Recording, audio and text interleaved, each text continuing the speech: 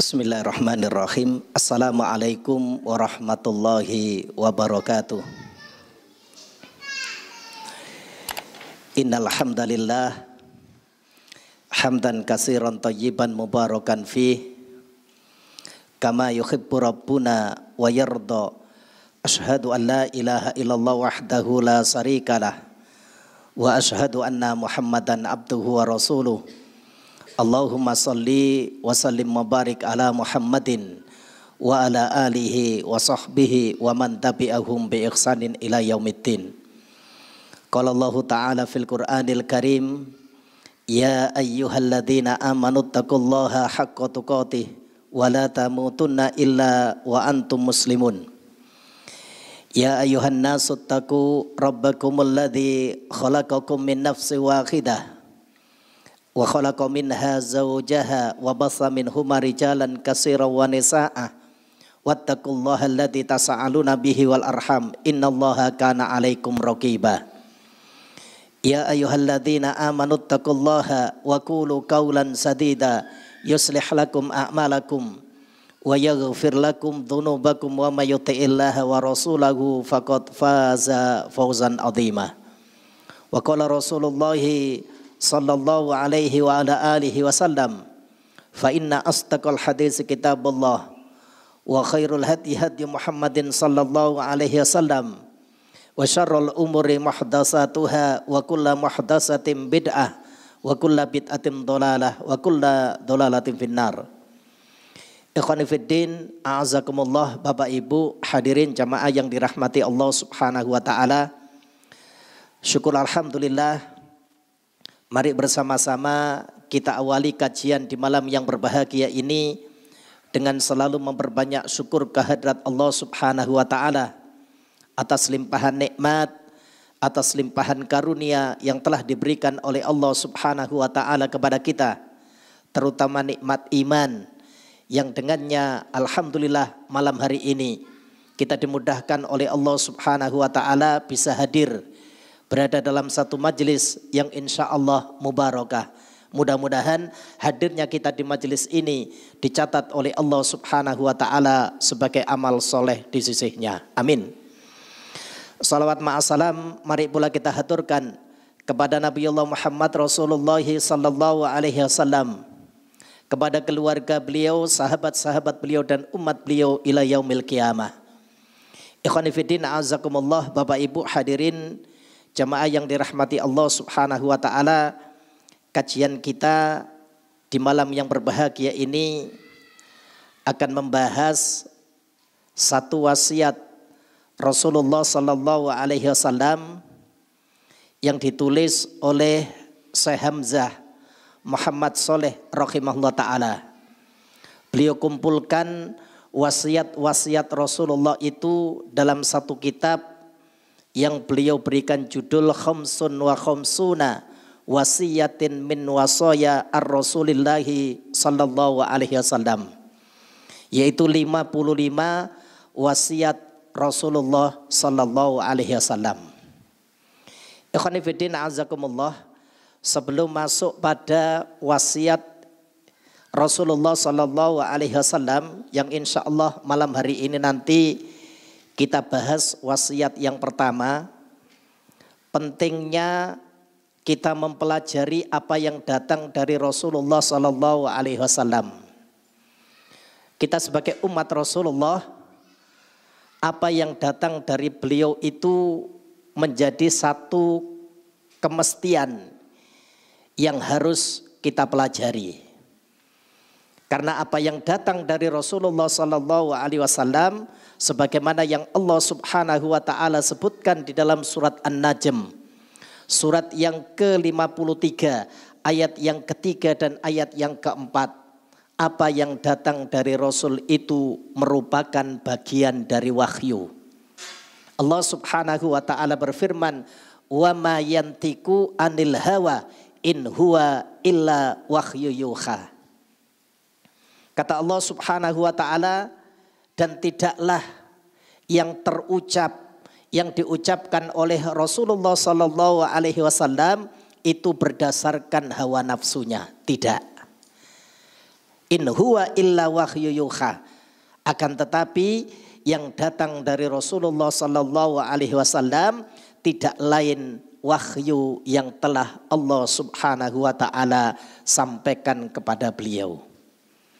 Artinya apa? Ikhwani fiddin azakumullah, dengan hujjah ini kita sebagai umatnya Rasulullah sallallahu alaihi wasallam sudah semestinya mempelajari apa yang datang dari Rasul. Kemudian dipertegas pula di dalam satu hadis yang diriwayatkan oleh Imam Abu Dawud. Nomor hadisnya 3988 dari sahabat Mikdam bin Ma'di radhiyallahu an ar-Rasulillah sallallahu alaihi wasallam, bahwasannya Rasulullah sallallahu alaihi wasallam bersabda, ala inni utitul kitab wa mislahu ma'ahu.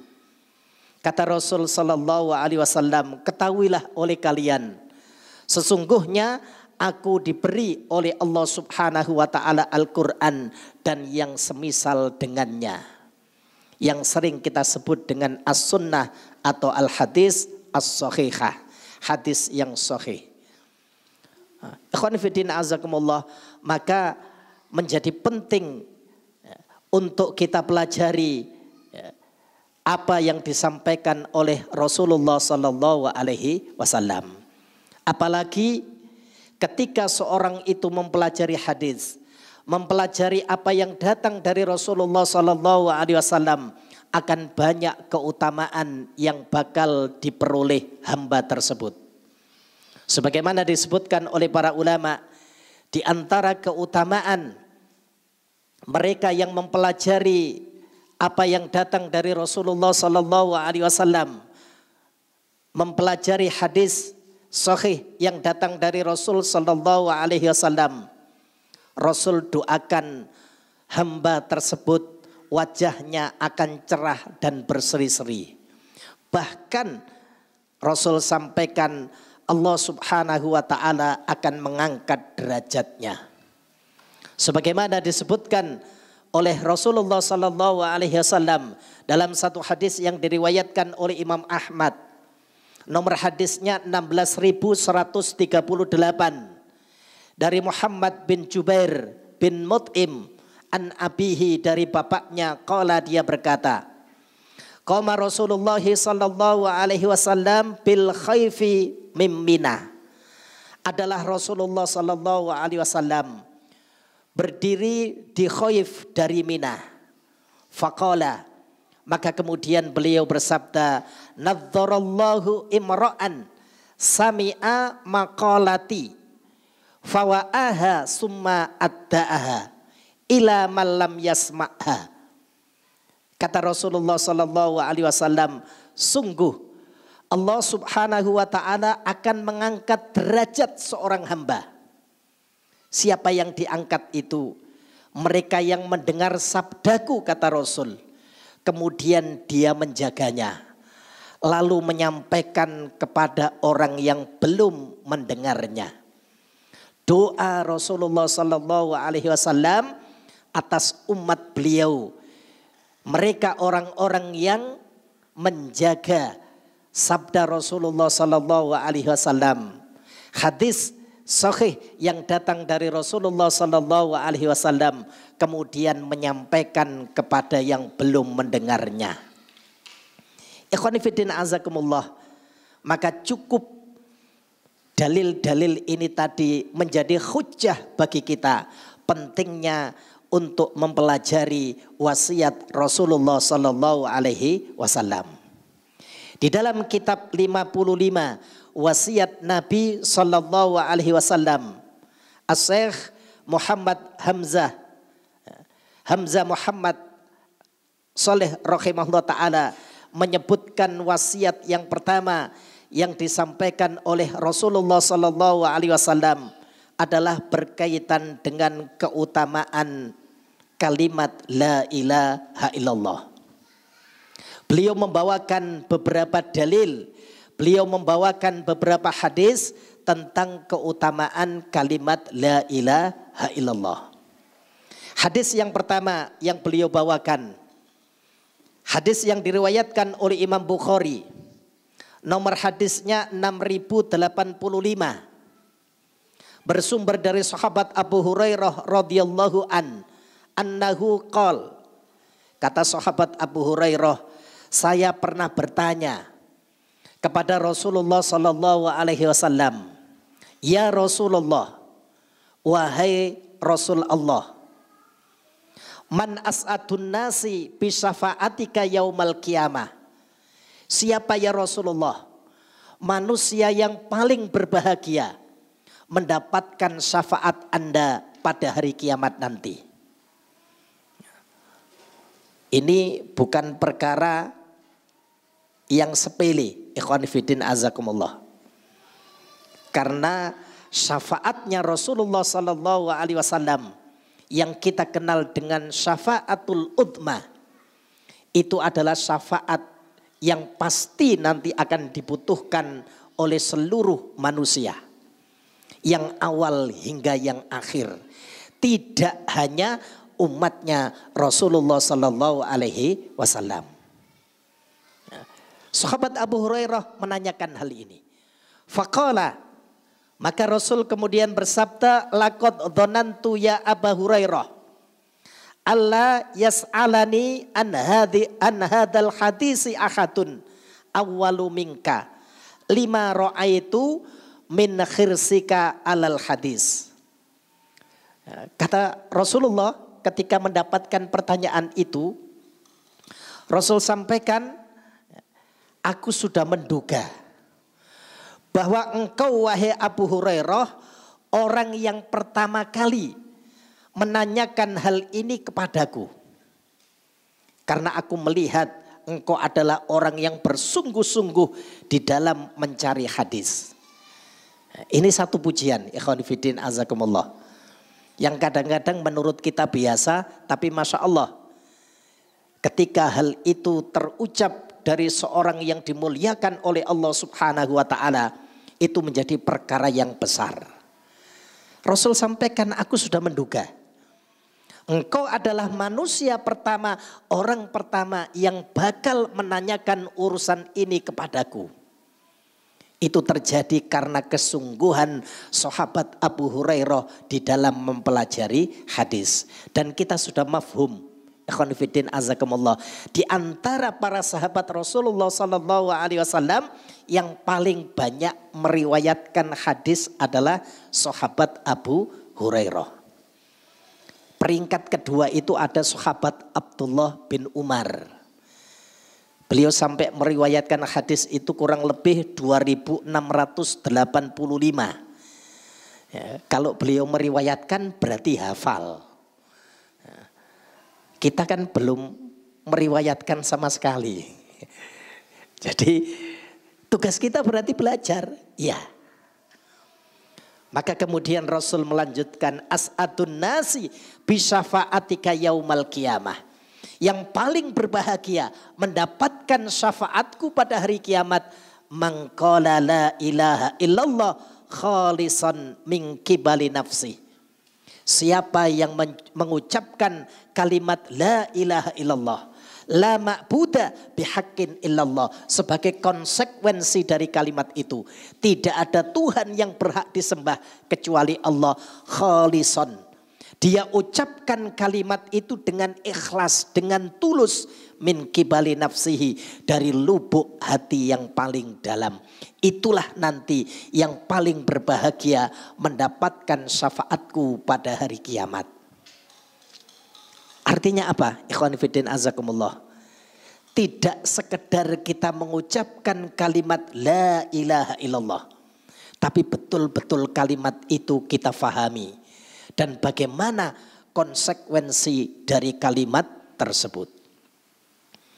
Ini hadis yang pertama yang dinukil oleh Syekh Hamzah Muhammad Saleh rahimahullah ta'ala di dalam menjelaskan wasiat yang pertama yang beliau tulis di dalam kitab 55 wasiat Nabi sallallahu alaihi wasallam.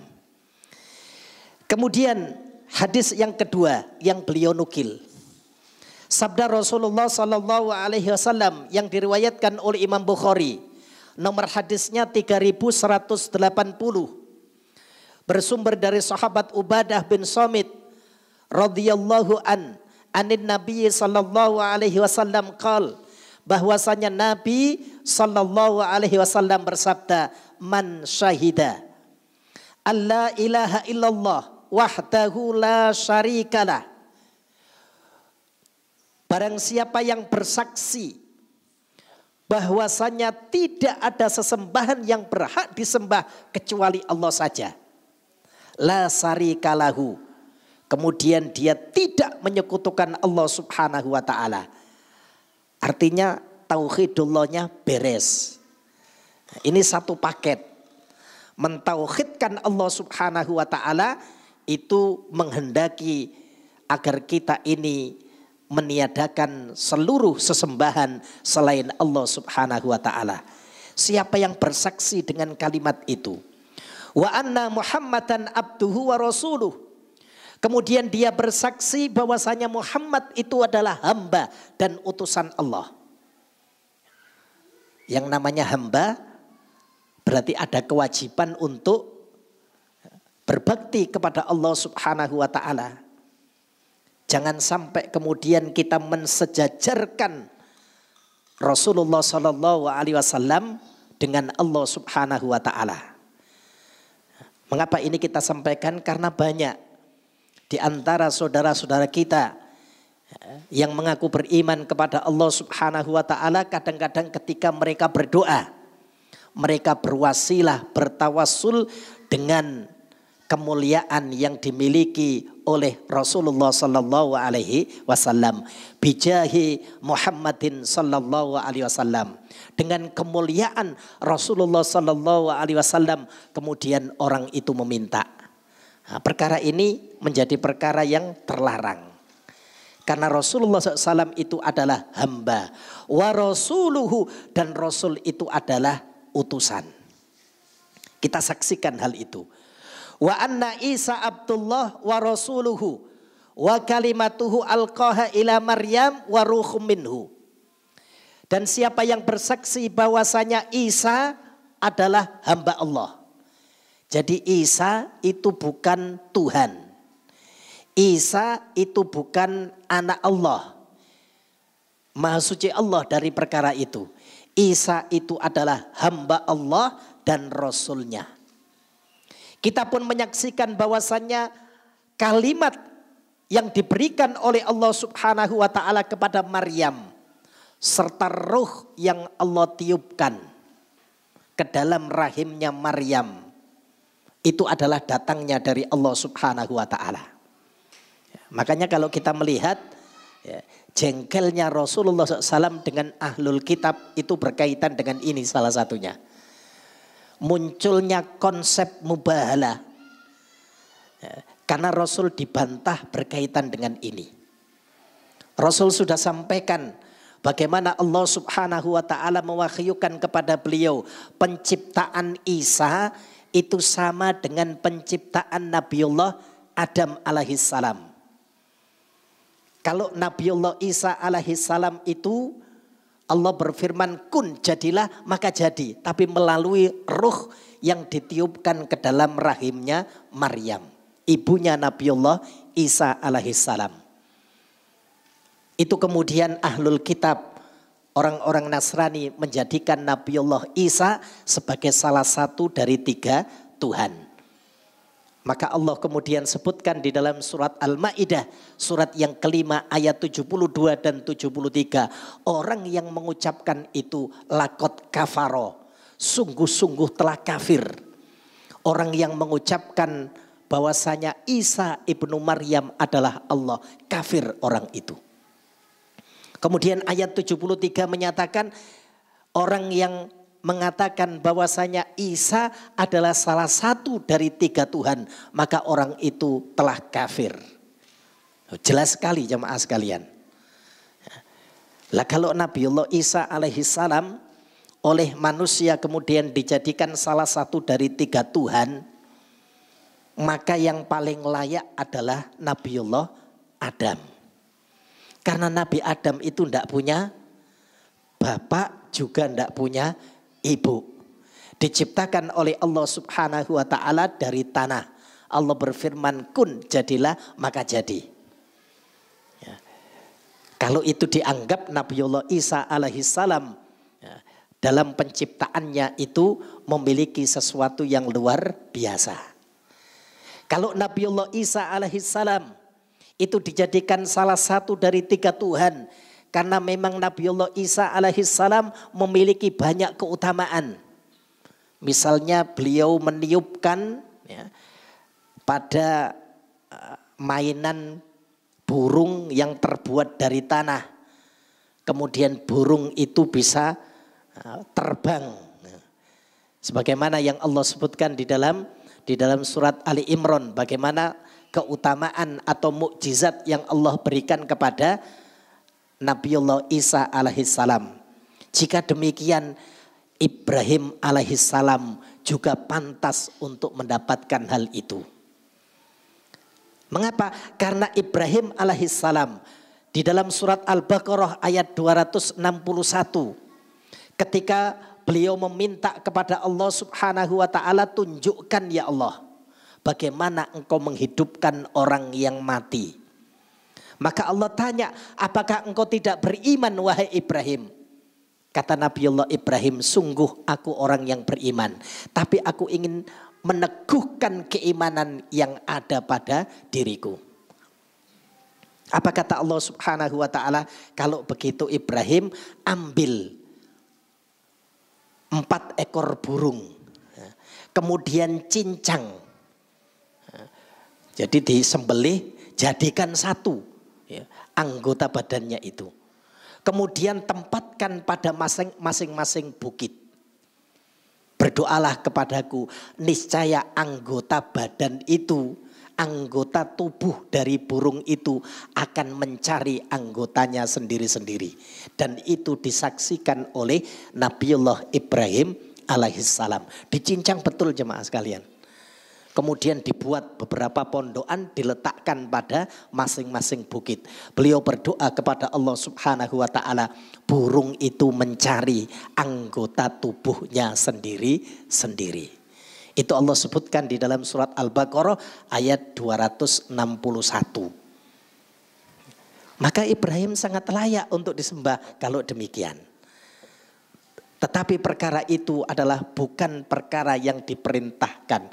Menyembah hanya kepada Allah Subhanahu wa ta'ala. Nah, ini yang harus kita fahami. Bagaimana Allah Subhanahu wa ta'ala dan Rasulnya menjelaskan kepada kita. Wal jannatu haqqun wan naru haqqun. Dan siapa yang bersaksi bahwasanya surga itu hak, neraka itu hak. Surga itu disediakan oleh Allah Subhanahu wa ta'ala bagi hamba-hamba yang taat, hamba-hamba yang berbakti, hamba-hamba yang melaksanakan perintah Allah Subhanahu wa ta'ala. Allah janjikan mereka akan dimasukkan ke dalam surga. Adapun neraka itu oleh Allah Subhanahu wa ta'ala diperuntukkan bagi hamba-hamba yang durhaka. Apa kata Rasulullah SAW? Adkhalahullahul jannata ala ma kana minal amal. Pasti Allah Subhanahu wa ta'ala akan memasukkan hamba itu bagaimanapun amalnya. Ikhwani fiddin azakumullah, di dalamnya ada keutamaan kalimat la ilaha illallah. Betapa dengan kalimat itu menyebabkan seorang hamba itu bakal dimuliakan oleh Allah Subhanahu wa ta'ala. Hadis yang senada diriwayatkan oleh Imam Muslim. Akan tetapi di bagian akhirnya berbeda.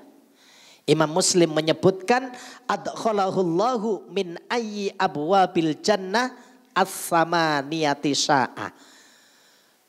Allah Subhanahu wa ta'ala pasti akan memasukkan hamba itu ke dalam surga dari 8 pintu surga yang dia kehendaki. Kalau riwayatnya Imam Muslim beda di bagian akhir. Jadi beberapa hal yang disebutkan oleh Rasulullah SAW tentang keutamaan kalimat la ilaha illallah tadi. Itu hadis yang kedua yang dinukil oleh Syekh Hamzah Muhammad Soleh rahimahullah ta'ala di dalam kitab 55 wasiat Nabi sallallahu alaihi wasallam. Hadis yang ketiga yang beliau nukil dalam rangka menjelaskan keutamaan kalimat la ilaha illallah. Beliau menukil sabda Rasulullah sallallahu alaihi wasallam yang diriwayatkan oleh Imam Muslim, nomor hadisnya 47, bersumber dari sahabat Anas bin Malik radhiyallahu anna Nabiyallah sallallahu alaihi wasallam wa Mu'adz bin Jabal radifuhu 'alar rikhli qala ya Mu'adz qala labbaika Rasulullah sallallahu alaihi wasallam wa sa'daika. Sahabat Anas menceritakan ketika Nabi sallallahu alaihi wasallam dalam satu perjalanan membonceng sahabat Mu'adz bin Jabal di atas kendaraan beliau. Kemudian beliau memanggil sahabat Mu'adz, ya Mu'adz. Antum perhatikan ikhwan fillah azakumullah. Adab dan etika para sahabat ketika dipanggil oleh Rasulullah sallallahu alaihi wasallam. Mu'adz mengatakan labbaika Rasulullah sallallahu alaihi wasallam wa sa'daika. Aku penuhi panggilan Anda ya Rasulullah sallallahu alaihi wasallam. Ya. Jadi bahasa kita baik ya Rasulullah. Saya siap mendengarkan. Nah, karena dipanggil ya Mu'adz labbaik ya Rasul. Aku memenuhi panggilan Anda ya Rasul. Siap untuk melaksanakan. Lah kadang-kadang yang seperti ini, mohon maaf, dicontoh oleh saudara-saudara kita yang masuk tentara. Apakah TNI atau Polri ya. Itu biasanya dicontoh oleh mereka. Apalagi kalau kita sebagai gurunya. Jadi misalkan ada mantan murid kita datang ke madrasah, datang ke sekolah, kita panggil. Kebetulan dia masuk ke sebagai seorang tentara atau polisi. Kita ajak ngomong siap. Nggak pernah yang nggak siap itu. Ya. Kita kadang-kadang lisannya bilang siap tapi sininya nggak siap. Selalu siap. Setahu kami kalau ada seperti itu siap. Siap laksanakan. Nah, tapi sebetulnya itu etika. Bagaimana ketika para sahabat itu dipanggil oleh Rasulullah sallallahu alaihi wasallam. Qala ya Mu'adz. Diulangi lagi oleh Rasulullah, wahai Mu'adz. Jawabannya sama, qala labbaika Rasulullah sallallahu alaihi wasallam wa sa'daika. Aku penuhi panggilan Anda ya Rasul, siap untuk melaksanakan. Itu diucapkan oleh Rasul sampai 3 kali. Ya. Tapi karena yang memanggil ini orang yang memiliki keutamaan ya luar biasa ya. Betul-betul didengarkan oleh sahabat Mu'adz bin Jabal.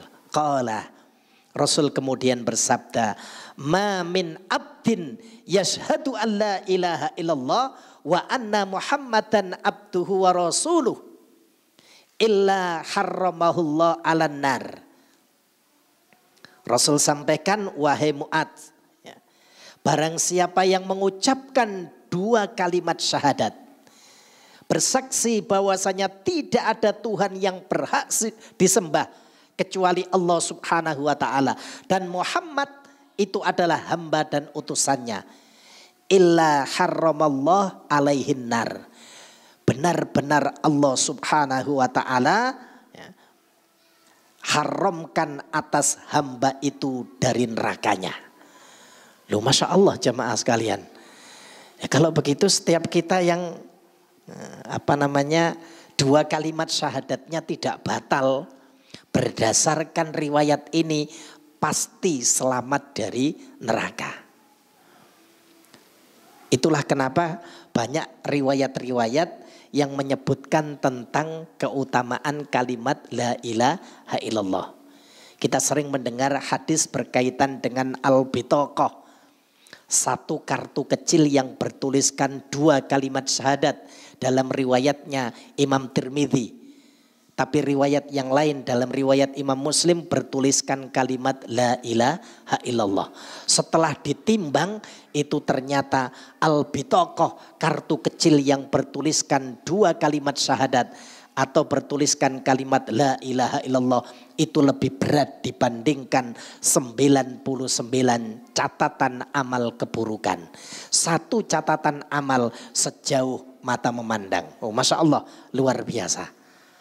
Maka kemudian sahabat Mu'ad mengatakan, ya Rasulullah, afala ukhbiruhan nas fayastabshiru.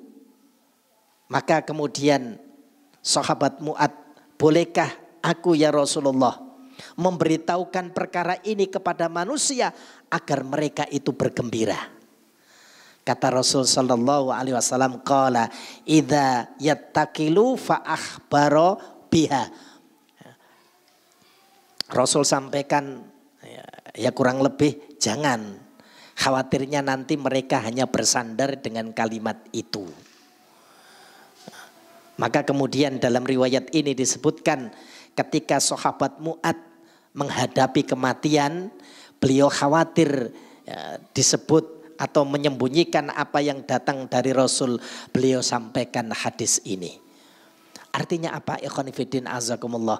Kalimat la ilaha illallah itu memang kalimat yang spesial bagi seorang hamba yang beriman kepada Allah subhanahu wa ta'ala.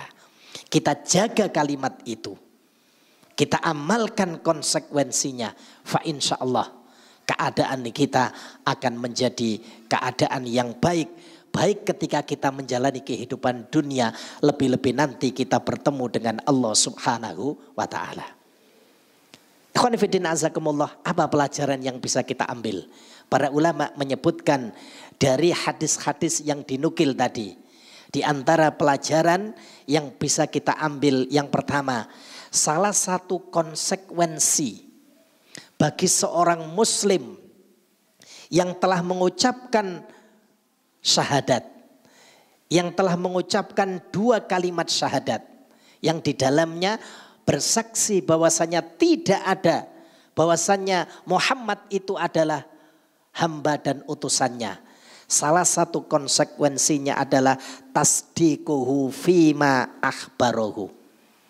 Senantiasa membenarkan apa yang datang dari Rasulullah sallallahu alaihi wasallam. Dan itulah salah satu aspek yang menyebabkan Islam dan kaum muslimin jaya di masa Rasulullah dan para sahabat. Jadi para sahabat itu ketika mendapatkan sesuatu dari Rasul itu tidak tanya dulu. Nanti sesuatu yang disampaikan Rasul ini apa yang bakal dia dapatkan, enggak. Beliau amalkan terlebih dahulu. Entah di waktu itu tahu hikmahnya atau tidak, pokoknya kalau itu perintah Allah dan Rasulnya dilaksanakan. Itu Allah subhanahu wa ta'ala sebutkan di dalam surat An-Nur, surat 24 ayat yang ke-51. Innama kana qaulal mu'minin idza du'u ilallahi wa rasuli liyahkuma bainahum ayyakulu sami'na wa ata'na. Hanya saja ucapan orang-orang yang beriman tatkala mereka diseru, tatkala mereka itu mendapatkan perintah dari Allah dan Rasulnya, liyahkuma bainahum, agar mereka itu berhukum dengan hukum Allah dan hukum Rasulnya. Ucapan mereka itu cuma satu, sami'na wa ata'na. Itulah aspek yang menyebabkan Islam dan kaum muslimin itu jaya, mendapatkan kejayaan di masa Rasulullah dan para sahabat. Dan hampir-hampir hari ini kalau kita melihat sejarah para sahabat, tidak ada satupun di antara mereka yang tidak menorehkan tinta emas. Semuanya menorehkan tinta emas. Gak ada tinta dari perak gitu, tidak ada. Tapi luar biasa. Sahabat Rasul mulai dari Khulafaur Rasyidin sampai yang terakhir meninggal. Masya Allah, luar biasa perjalanan hidup mereka. Salah satu konsepnya adalah apa yang datang dari Allah dan dari Rasulnya, mereka kemudian mengucapkan sami'na wa ata'na. Apakah di waktu itu mereka tahu hikmahnya atau tidak? Kenapa hal itu sekarang tidak terjadi? Islam dan kaum muslimin tidak diangkat derajatnya oleh Allah Subhanahu wa ta'ala. Karena aspek itu tidak ada pada diri kaum muslimin di hari ini. Akhirnya mereka dalam keadaan menghadapi berbagai macam ujian yang Allah Subhanahu wa ta'ala berikan, termasuk ujian keimanan untuk menguji sejauh mana keimanan kaum muslimin. Dan kita sebagai manusia biasa kadang-kadang melihat, wah ini ujiannya sudah melampaui titik batas yang tertinggi. Ya kalau kita melihat saudara kita di Palestina sampai seperti itu ya kawan fillah azakumullah. Tapi antum nggak usah khawatir ya.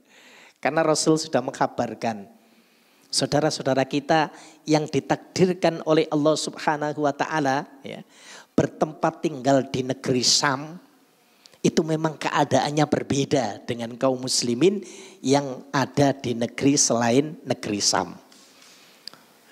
Mereka kondisinya seperti itu loh, bersyukur. Orang tuanya meninggal, bersyukur. Keadaan mereka dibombardir seperti itu, mereka bersyukur, Masya Allah. Ya. Ucapan mereka apa? Alhamdulillah, bapak saya sebagai seorang syuhada. Alhamdulillah, saudara saya sebagai seorang syuhada. Itu anak kecil ngomong seperti itu.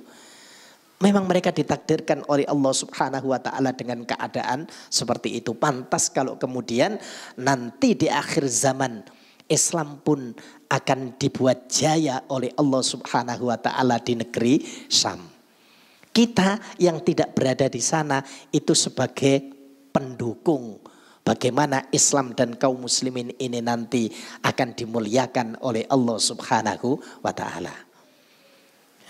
Masya Allah, luar biasa. Jadi ini sebagai salah satu konsekuensinya. Jadi apa yang datang dari Rasul, kewajiban kita untuk membenarkan apa yang beliau sampaikan.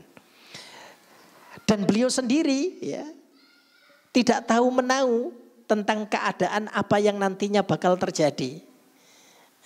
Karena beliau seorang hamba.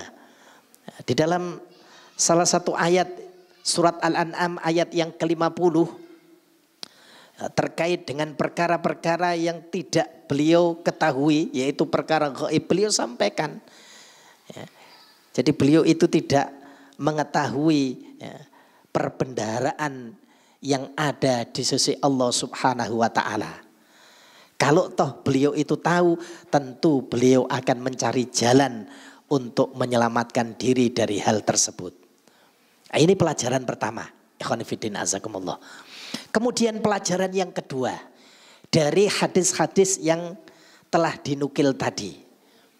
Pelajaran yang kedua adalah ucapan dua kalimat syahadat yang diucapkan oleh seorang hamba itu tidak akan bermanfaat terkecuali jika terpenuhi syarat-syaratnya. Di antara syaratnya adalah ikhlas. Kalimat itu harus diucapkan dengan ikhlas. Ya.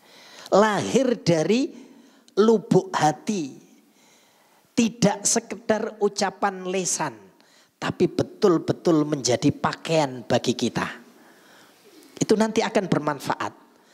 Kemudian yang kedua, orang yang mengucapkan kalimat itu harus mengetahui maksud dari kalimat tersebut, konsekuensi yang ada dari kalimat tersebut.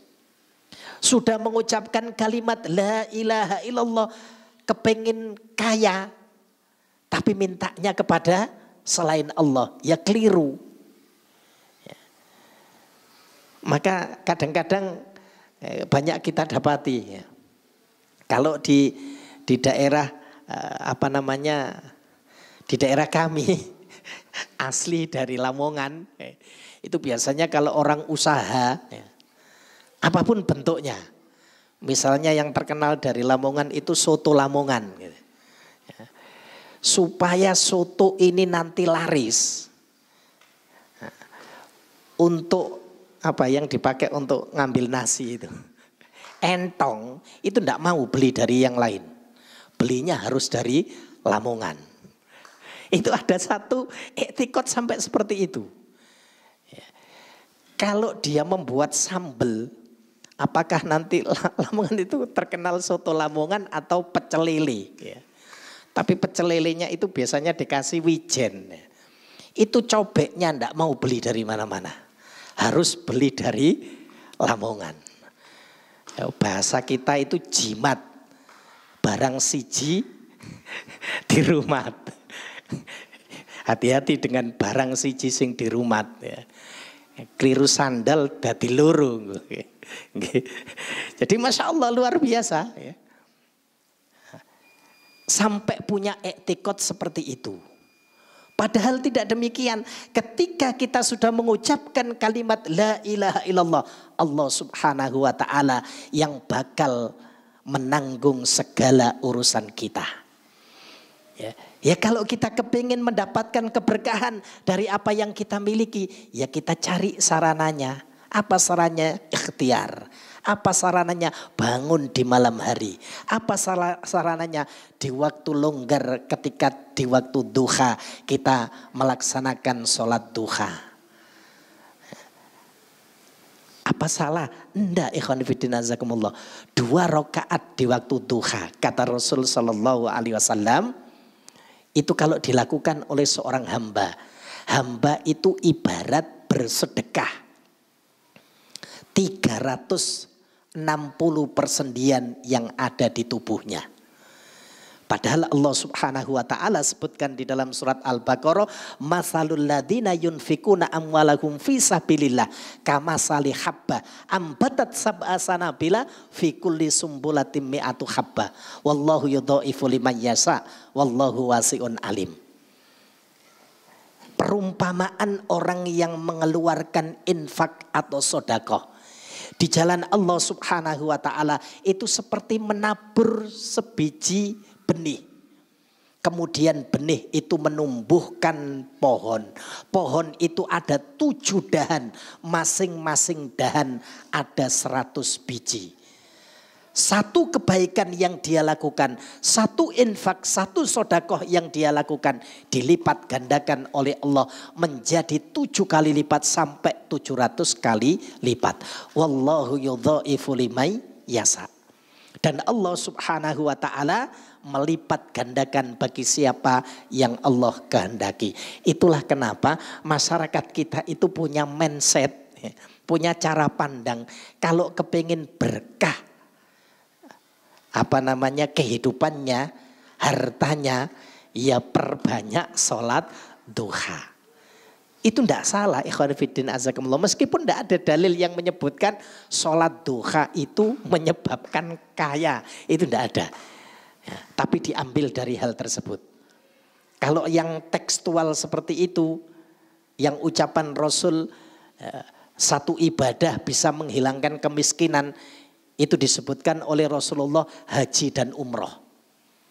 Dan haji dan umroh itu kata Rasul bisa menghilangkan kemiskinan. Dan itu pernah kita buktikan. Saya kepengen bersandar kepada riwayat ini. Masya Allah. Betul-betul Allah subhanahu wa ta'ala jadikan hal yang demikian. Jadi harus mengetahui ikhwan fillah azakumullah. Itu sebagai bentuk konsekuensinya. Syarat yang berikutnya nanti barangkali bisa dilihat di dalam kitab Tauhid juga disebutkan oleh para ulama berkaitan dengan syarat ini. Syarat agar 2 kalimat syahadat itu bermanfaat bagi diri kita. Kita cinta terhadap kandungan yang ada di dalam kalimat tauhid tersebut. Ya, jadi tidak alergi jemaah sekalian dengan kalimat itu. Ustadz, bukankah itu kalimat tahlil? Iya. Kalimat tahlil itu kita jangan alergi. Justru itu kita senantiasa membacanya. Sampai Rasul menyebutkan barang siapa yang mengucapkan la ilaha illallah wahdahu la syarikalah lahul mulku wa lahul hamdu wa huwa ala kulli syai'in qadir. Pada setiap harinya dia ucapkan 100 kali. Niscaya Allah Subhanahu wa taala akan hapus dosa dan kesalahannya sebanyak itu. Kemudian Allah Subhanahu wa taala akan catat baginya kebaikan sebanyak itu. Kemudian Allah Subhanahu wa taala akan angkat derajatnya sebanyak itu pula. Loh, Masya Allah jemaah sekalian. Dalam kondisi kita misalnya pas longgar ya, tidak ada hal yang kita kerjakan, sangat baik hal-hal seperti itu untuk kita amalkan sebagai bentuk kecintaan kita kepada kalimat tauhid. Makanya Rasulullah SAW menyebutkan di dalam satu hadis yang diriwayatkan oleh Imam Bukhari, sebagaimana diceritakan oleh sahabat Anas bin Malik radhiyallahu an, Rasulullah SAW bersabda, la yu'minu ahadukum hatta akuna ahabba ilaihi min walidihi wa walatihi wan nasi ajmain. Tidak sempurna iman seorang di antara kalian hingga kata Rasulullah, aku lebih dicintai daripada orang tuanya, anak-anaknya dan seluruh manusia. Ucapan ini disampaikan Rasul ketika Rasul bertanya kepada sahabat Umar ibn Khattab, lebih cinta mana wahai Umar, kamu, diriku dan terhadap keluargamu, aku atau keluargamu? Saya lebih cinta kepada diriku ya Rasulullah, kepada keluargaku ya Rasul. Berarti belum sempurna imanmu. Sampai kemudian Rasul mengucapkan sabda ini. Artinya Allah dan Rasulnya itu jangan dicari waktu senggang, tapi memang luangkan waktu kita untuk berbakti kepada Allah Subhanahu wa ta'ala. Kadang-kadang kita kan cari waktu senggang, waktu luangnya saja. Ya memang harus kita sediakan. Kapan kita berbakti kepada Allah, kapan kita melaksanakan kewajiban kita ketika kita hidup di dunia ini. Kemudian yang berikutnya termasuk syarat yang penting untuk kita sampaikan pada kajian kali ini. Mengucapkan kalimat tauhid dengan penuh keyakinan. Artinya yakin dengan kalimat itu. Tidak ragu-ragu. Ya. Karena Allah Subhanahu wa ta'ala sebutkan di dalam surat Al-Hujurat. Surat 49 ayat yang ke-15. Innamal mu'minuna alladzina amanu billahi wa rasulihi. Sesungguhnya orang-orang mukmin yang benar-benar imannya hanyalah mereka orang-orang yang beriman kepada Allah, beriman kepada Rasulnya. Summa lam yartabu. Kemudian dia tidak ragu-ragu atas keimanan tersebut. Wajahatu bi amwalihim wa anfusihim fi sabilillah. Kemudian dia buktikan dengan berjihad di jalan Allah, harta dan jiwanya.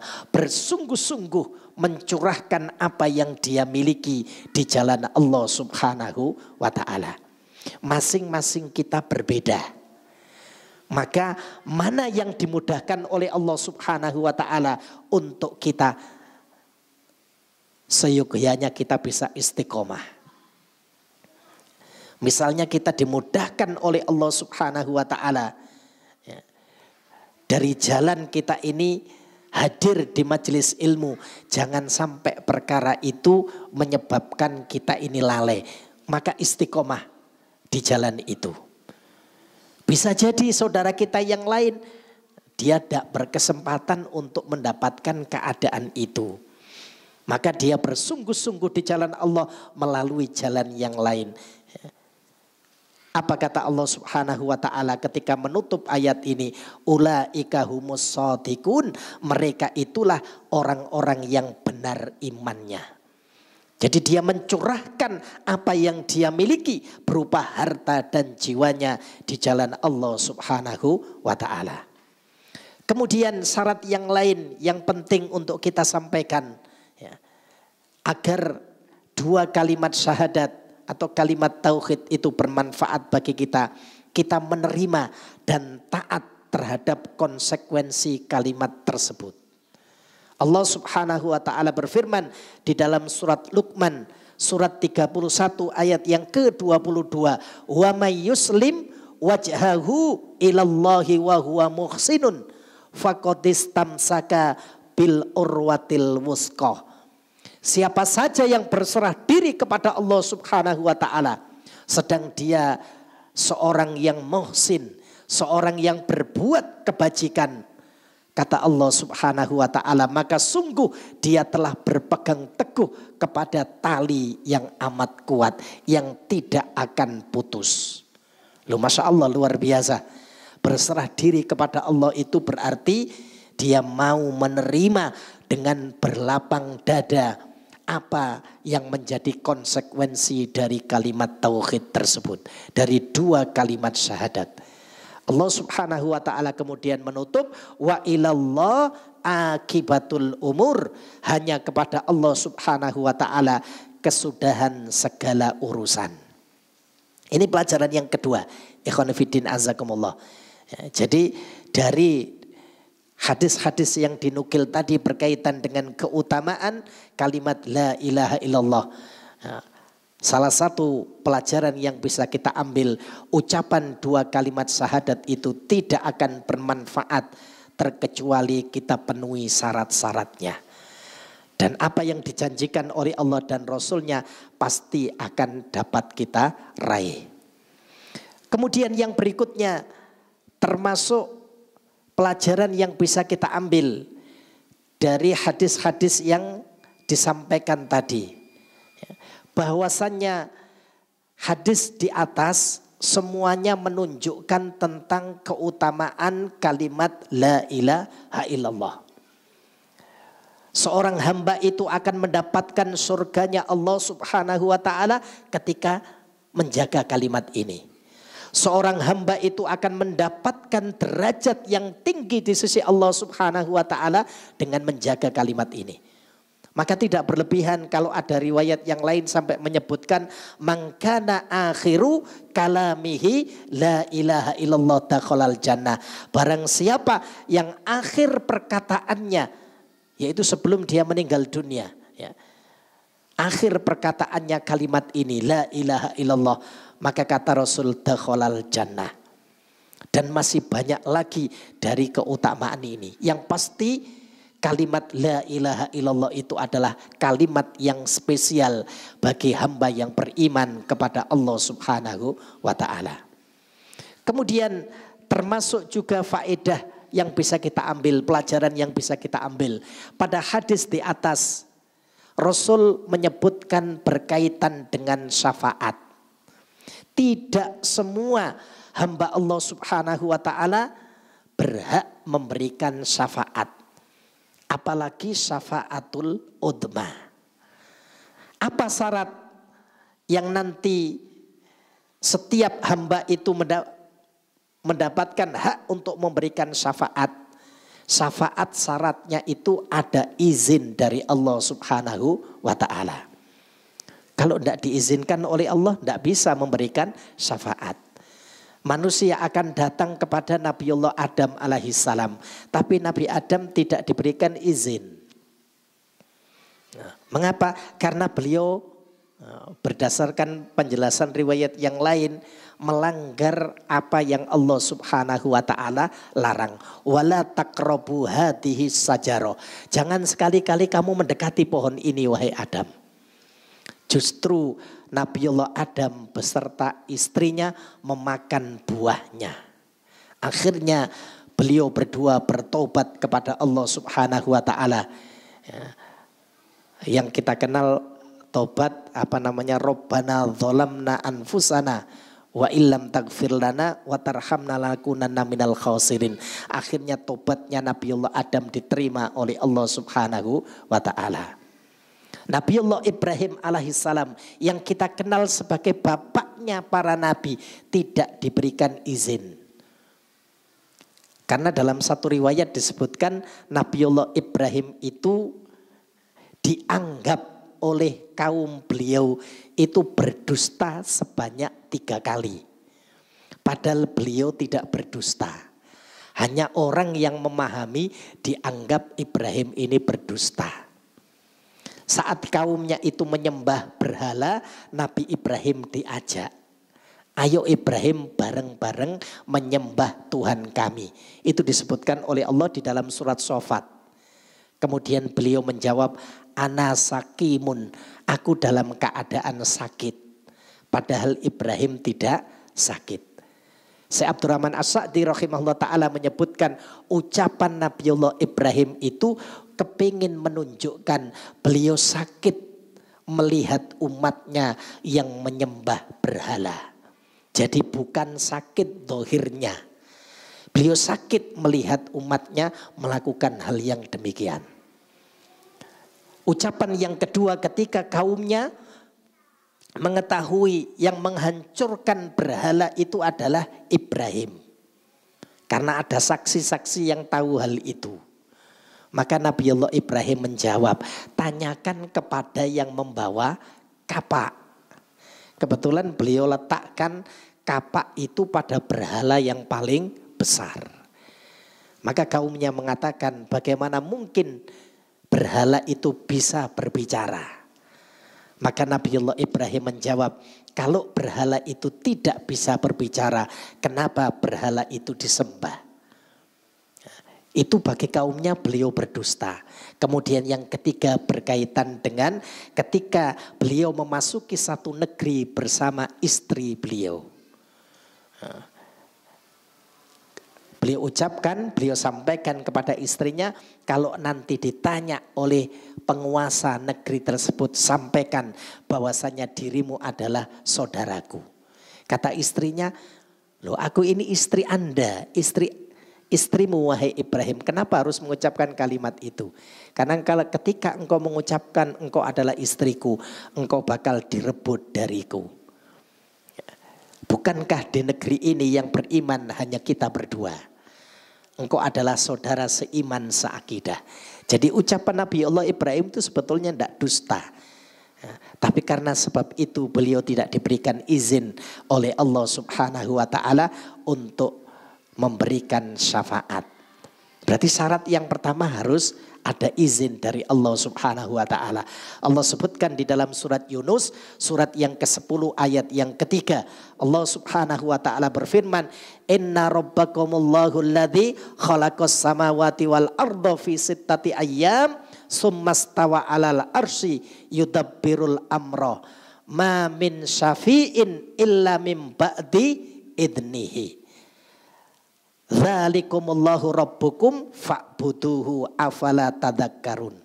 Kata Allah Subhanahu wa ta'ala, sesungguhnya Allah Subhanahu wa ta'ala yang telah menciptakan langit dan bumi. Kemudian Allah Subhanahu wa ta'ala bersemayam di atas arsy. Ma min syafi'in, tidak seorang pun pemberi syafaat kecuali setelah mendapatkan izin dari Allah Subhanahu wa ta'ala. Maka nanti Rasulullah yang mendapatkan izin memberikan syafaatul udma. Baru sesudah itu syafaat-syafaat yang lain. Ya. Kemudian yang kedua, syaratnya syafaat itu adanya ridho dari Allah Subhanahu wa ta'ala. Jadi memang Allah ridho terhadap syafaat yang diberikan itu. Allah sebutkan di dalam surat Al-Anbiya surat 21 ayat yang ke-28. Ya'lamu ma baina aydihim wa ma khalfahum wa la yasfa'una illa limanir tadha. Kata Allah Subhanahu wa ta'ala, dialah Allah Subhanahu wa ta'ala yang mengetahui segala sesuatu yang ada di hadapan mereka dan yang ada di belakang mereka. Mereka tidak memberi syafaat melainkan kepada orang-orang yang dia ridhoi. Ada keridhaan dari Allah Subhanahu wa ta'ala. Kemudian yang ketiga terkait dengan disebutkan di dalam hadis tadi, hanya diberikan kepada orang yang mentauhidkan Allah Subhanahu wa ta'ala. Itu syarat yang ketiga. Jadi syafaat itu diberikan bagi mereka yang mentauhidkan Allah Subhanahu wa ta'ala. Itu ikhwan fiddin azakumullah, beberapa pelajaran yang bisa kita ambil. Fadhol antum baca lebih lanjut berkaitan dengan kitab ini. Nanti insya Allah sebanyak 55 wasiat Nabi Sallallahu Alaihi Wasallam. Yang itu hadis-hadisnya sudah dipilih. Ya, sehingga kita lebih mudah untuk bisa memahami bagaimana wasiat-wasiat Rasul yang disampaikan kepada umat beliau. Wasiat yang pertama ini berkaitan dengan keutamaan kalimat la ilaha illallah. Mudah-mudahan apa yang kita sampaikan pada majelis yang berbahagia ini, kita oleh Allah Subhanahu wa ta'ala diberikan kemudahan untuk bisa mengambil hikmah dan pelajaran. Mari kita akhiri kajian pada malam hari ini dengan doa kafaratul majelis. Subhanaka Allahumma wa bihamdika asyhadu an la ilaha illa anta astaghfiruka wa atubu ilaik wa akhiru da'wana anil hamdulillahi rabbil alamin. Billahi taufiq wal hidayah. Assalamualaikum warahmatullahi wabarakatuh.